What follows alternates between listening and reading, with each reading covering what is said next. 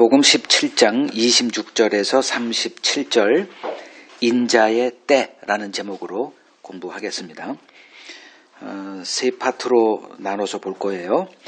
26절에서 30절 같이 읽겠습니다. 노아의 때에 된 것과 같이 인자의 때에도 그러하리라.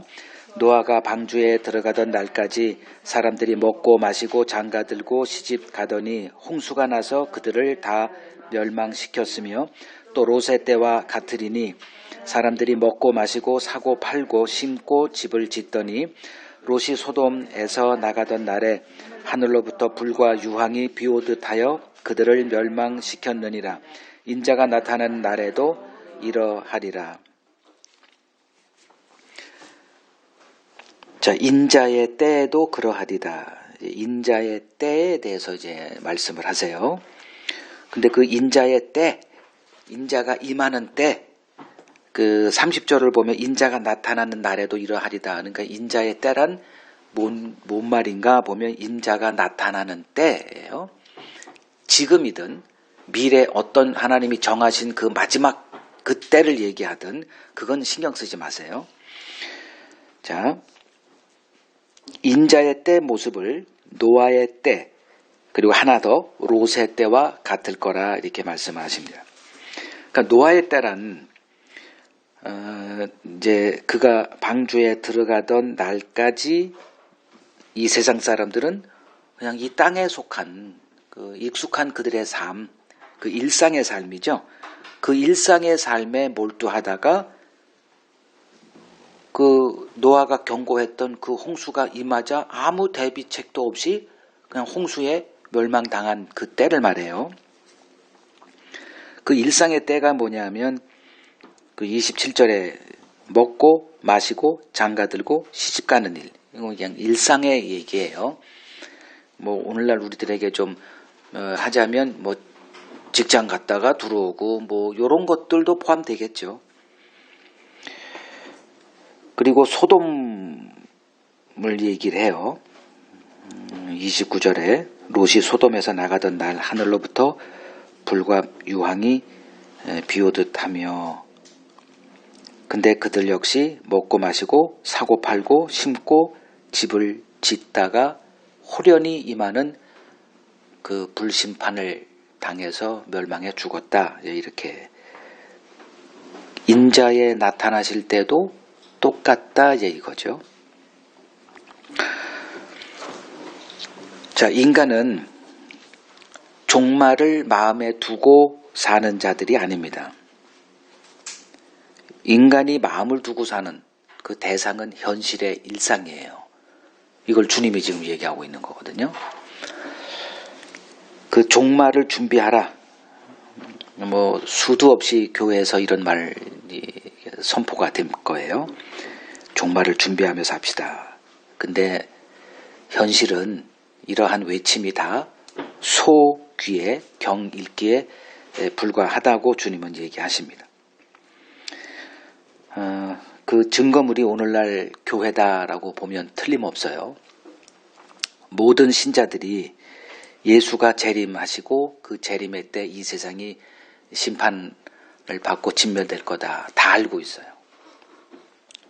그러나 그들의 그 삶에 이 주님의 재림에 대한 지식이 과연 적용되는 삶일까 한번 좀 살펴보라는 거예요. 그렇지 않다는 것을 쉽게 인정할 수밖에 없을 거예요. 결국 이 세상은 노아의 때, 그 롯의 때와 같이 아무 준비 없이 갑작스러운 종말을 맞이하게 될 것이라는 것을 우리가 알 수 있습니다. 그 2003년에 이제 전쟁이 하나가 있었죠. 그 정확한 연도가 2003년 3월 20일 새벽 5시 34분이라고 이렇게 기록이 되어 있어요. 뭔 일이죠? 2003년에 미국이란 나라가 이라크를 침공한 날이 요때였어요. 이제 미군이 24만 명 그리고 나머지 뭐 여러 연합군들 해서 총 30만 명의 군대가 이라크를 요때 이제 침공을 합니다. 그때 48시간 전에 이라크를 떠나라는 최후 통첩이 날려졌음에도 불구하고 그 이라크에 이제 있었던 그 시민들은 그날 밤까지 먹고 마시고 지냈다고 합니다. 근데 바로 그날 새벽 5시 34분에 이제 그들의 계획된 침공이 시작됐고 2주 만에 수도 바그다드가 이제 함락이 되고 맙니다. 인간은 먹고 마시고 장가들고 시집가는 일에 매여서 살아갑니다. 그래서 홍수 심판을 대비하라며 방주를 준비하고 있는 노아의 경고 소리가 그들에게 하나도 들리지 않았던 겁니다. 방주를 준비하라고 말을 합니다. 이제 사람들은 그것을 이제 교회 생활로 이렇게 인식을 해요. 그래서 교회가 방주고 그 교회 안에 있으면 안전하다 이렇게 생각을 합니다. 이건 아주 잘못된 생각이에요. 방주를 준비하라는 말은 그리스도를 아는 지식에서 자라가라는 것을 말합니다. 구원은 그리스도를 아는 지식에 달려있기 때문에 그렇습니다. 그래서 홍수가 임할 때 누가 살아남았느냐? 방주 안에 있던 자들만이 살아남았습니다. 방주란 그리스도 안의 세계를 말합니다. 교회 안의 세계가 아니에요. 그래서 주님께서 영생은 하나님과 그가 보내신 자 예수 그리스도를 아는 것이다 라고 이야기를 하셨던 겁니다. 교회 다니는 사람들 치고 예수의 십자가 사건 모르는 사람은 한 명도 없습니다. 그런데 그 지식은 그들이 그렇게 귀하게 생각하는 그 예수님의 십자가 지식, 불교 스님들도 다 알고 있는 지식이에요. 그 학습으로 습득된 성경 지식은 그리스도를 아는 지식이 아닌 종교 생활에 관심을 두게 합니다. 이들은 하나님의 부르심을 알지 못하는 자들입니다. 거짓 교회는 이러한 하나님의 부르심의 비밀을 알지 못한 채 그저 교회만 열심히 다니는 일에 관심을 두고 있을 뿐입니다. 그러나 하나님의 부르심을 받은 자들에게는 그 이야기가 180도 달라집니다. 하나님은 그들을 아이가 젖을 사모하듯 그리스도를 아는 지식에 목마른 자들로 세워 가십니다. 이것이 성경이 말하고 있는 하나님의 구원이에요. 우리는 우리의 구원을, 그러니까 인간 구원의 세계에 갇혀 있지만 성경을 보면 하나님의 구원이라는 새로운 개념이 등장을 합니다. 거기에는 하나님의 구원을 이루시는 하나님의 일이 작동이 되는 걸 우리가 발견하게 됩니다. 그러니까 그리스도를 아는 지식에서 자라가게 함으로써 하나님이 그들을 복음의 증인으로 세워놓으세요. 이 복음의 증인의 삶을 살게 되기 때문에 그들이 예수님이 이 세상에서 받았던 동일한 대접을 그들도 받게 됩니다. 하나님은 그들에게 하나님의 나라를 허락하십니다. 자, 그 다음 두 번째 단락 31절에서 35절 보죠. 36절은 뭐 없다라고 하니까 읽겠습니다. 그날에 만일 사람이 지붕 위에 있고 그의 세간이 그 집안에 있으면 그것을 가지러 내려가지 말 것이요 밭에 있는 자도 그와 같이 뒤로 돌이키지 말 것이니라. 롯의 철을 기억하라. 무릇 자기 목숨을 보존하고자 하는 자는 잃을 것이요 잃는 자는 살리리라. 내가 너희에게 이르노니 그 밤에 둘이 한 자리에 누워 있음에 하나는 데려감을 얻고 하나는 버려둠을 당할 것이요 두 여자가 함께 맷돌을 갈고 있음에 하나는 데려감을 얻고 하나는 버려둠을 당할 것이니라. 자, 인자가 임할 때 세상에 속한 자와 하늘에 속한 자의 구별이 이루어지게 됩니다. 이 둘을 구별하는 기준은 아주 간단합니다. 오늘 주님이 말씀하신 그대로예요. 여전히 세상 것을 하나라도 건져보고자 지붕 위에서 내려와 그 집안의 세간을 건져오려고 하는 자들이 세상에 속한 자라는 겁니다. 이것은 내가 예수를 믿는다 고백하는 것과 아무 상관없어요.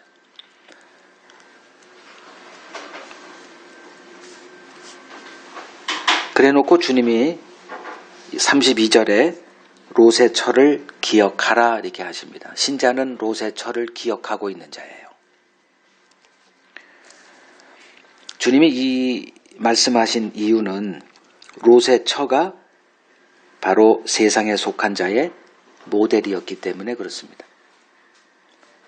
그녀는 멸망당하는 소돔에서 나온 뒤에 돌아보지 말라는 천사의 말을 잊어버리고 멸망당하는 자기 살았던 그곳 소돔을 돌아봄으로 소금 기둥이 된 여인이었습니다.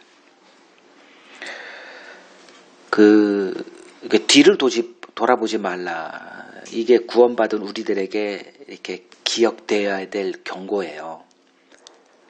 그러니까 너희가 여태껏 이렇게 길들여져 있는 이 세상의 삶, 너희의 모든 것들을 다 책임져주고 너희들의 필요를 채워주는 모든 것들이 있는 그 세상을 돌아보지 말라. 이게 우리에게 주어진 그 경고의 말씀입니다. 네, 롯의 처는 그걸 무시한 결과 이제 소금 기둥이 된 거예요. 왜 소금 기둥으로 하셨을까? 그냥 모래 기둥이라든가 바위가 된다거나 이래도 되는데 소금이에요. 왜 소금 기둥일까? 소금은 언제나 같은 의미가 담겨 있어요. 너희가 세상에 빛이고 소금이다. 그 소금이라는 개념은 어떤 개념에 담겨 있냐면 안 변해요. 소금 맛을 잃어버리는 건 불가능해요. 그냥 소금이에요, 그냥. 소금이 맛을 잃어버려요. 그건 소금이에요. 그러니까 즉 소금이라고 어떤 걸 할 때는 그 어떤 의미가 있든 간에 이건 안 변해라는 그런 거예요. 영원 불변의 법칙. 그럴 때 소금 이렇게 돼요.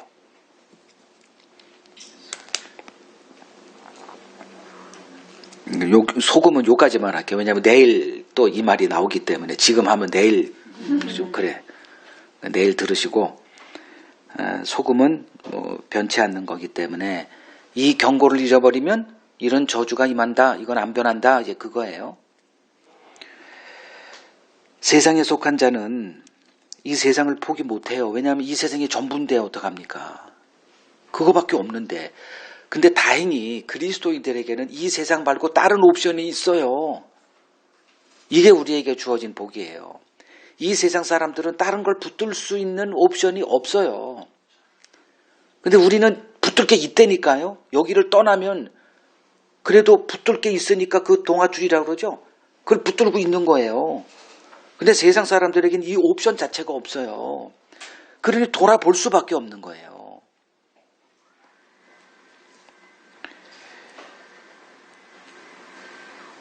그래서 세상 것 돌아보다가 세상의 멸망과 함께 그들 역시 동일한 멸망을 당하게 되는 게 이 세상에 속한 자들의 운명입니다. 그래서 주께서 롯의 처를 기억하라 이렇게 말씀을 하셨습니다. 이 땅이 전부인 사람들에게 이 땅의 멸망은 비극적인 사건으로 다가올 수밖에 없습니다. 그러나 이 세상에서 나와 나그네로 살았던 신자들에겐 이 땅의 멸망은 그들의 고난의 종말이기에 기쁜 소식일 수밖에 없다는 거죠. 그 계시록 18장 보게 되면 이제 그런 것들이 나와요. 이 세상이 이제 멸망하는 그때 두 종류의 사람들이 두 종류의 반응을 보여요. 하나는 이 세상이 멸망하는 걸 보고 매매할 것이 없어요. 더 이상 살 수가 없게 된 거예요.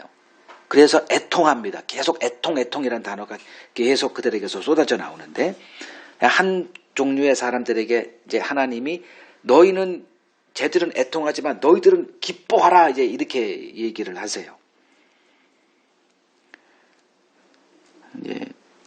우리는 그 나라를 소망하며 지금을 인내하는 자들이기 때문에 그날에 우리는 기뻐할 수 있는 거죠. 그래서 우리는 이 땅이 아닌 앞으로 임할 하나님의 나라를 간절히 소망하는 자로 점점 세워져 가야 하는 자들입니다. 그걸 성경을 통해서 우리가 왜 그래야 되나 이제 배워가야 됩니다. 33절을 보면 자기 목숨을 보존하고자 하는 자는 잃을 것이고 이를 잃는 자는 살리리라. 그러니까 구원에 관한 얘기잖아요. 뭐 천국을 상속받는 일로 이렇게 표현해도 되고, 그럼 구원을 얻는 길은 어떻게 해야 되느냐? 내 목숨을 잃는 길로 가야 된대요. 근데 우리는 내 목숨을 보존하고자 지금 예수를 믿고 있으니 이게 애당초부터 단추가 잘못 끼워서 있는 거죠. 그러니까 무엇을 얻고자 예수 믿는 자들은 예수도 잃고 생명도 잃게 될 거다 이렇게 얘기하세요. 그러나 예수를 위해 모든 것을 잃는 사람은 생명을 얻게 될 거다 이렇게 얘기를 하십니다. 그 다음에 34절 35절 밤에 둘이 한자리에 누워있으며 하나는 데려감을 당하고 하나는 버려둠을 당할 거다. 두 여자가 함께 맷돌을 갈고 있으며 하나는 데려감을 얻고 하나는 버려둠을 당할 거래요. 이게 인자가 다시 나타날 때 벌어지는 일이라고 합니다. 자, 이게 지금 벌어질 거냐, 미래에 어떤 정해진 그 종말의 때 벌어질 거냐, 그거 생각하지 말라 그랬습니다. 그때만 생각하면 지금 벌어지고 있음에도 그걸 분별하지 못하기 때문에 그래요. 이 일은 지금도 벌어지고 그때도 벌어지는 거예요. 같은 거예요. 주의 재림의 날에 하늘에 속한 자와 땅에 속한 자의 확실한 분리가 행해질 겁니다. 그걸 마태복음 14장에 그 7가지 주님이 비유를 말씀하실 때 마지막 비유, 그물 비유에서 나타났죠. 그물에 있는 각종 물고기를 이렇게 분류하는 작업이 마지막에 벌어질 거다 이렇게 얘기하십니다. 그게 그때 벌어지는 게 아니라 지금 경험되어야 되는 거예요. 그때 육신의 인맥, 혈연 관계는 아무런 의미가 없다는 것이 이제 드러나게 될 것입니다. 이 땅에 우리가 지금 살고 있는 모든 것들은 그 하나님의 나라의 그냥 모형이고 그림자들입니다. 그걸 붙들고 있는 자들은 그때 큰 낭패를 당하게 될 겁니다. 그래서 그날 주님께서 왜 자신이 화평이 아니라 거물주로 왔다고 하셨는지 그 이유가 분명하게 드러나게 될 것입니다.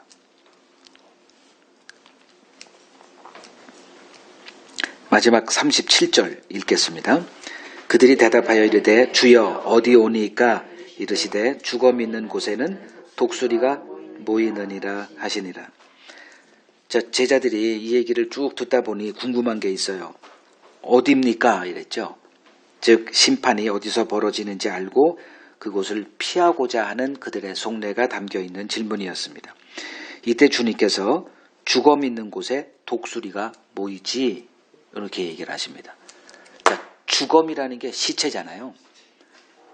그 시체가 있는 곳에 독수리가 모이듯이 죄인은 하나님의 심판을 피할 수 없다 이런 뜻입니다.